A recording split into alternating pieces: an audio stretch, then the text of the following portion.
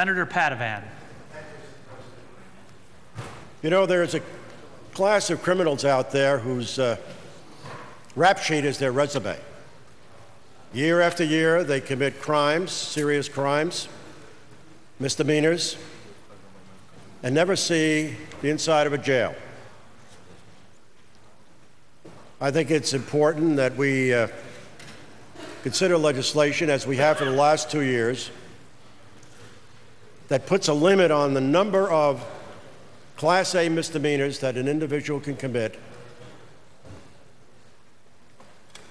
so that at a certain point in time, he's now subject to a new category, which is called a Class E felony, aggravated criminal conduct, which has a 4-year maximum penalty.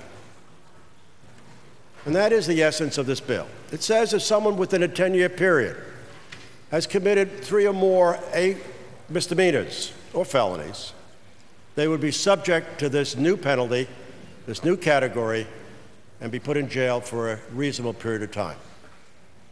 Now, what are these Class A misdemeanors? Well, there are pages of them if you look through the books.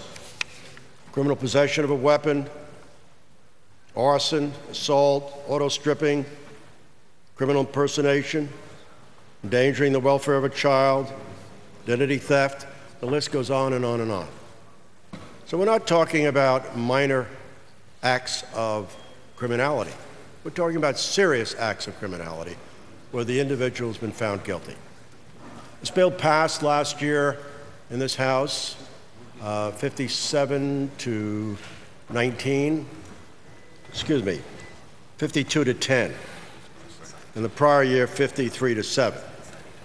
So obviously it has enjoyed overwhelming bipartisan support, and hopefully we can get it out of committee and get it back out on the floor and pass it again this year.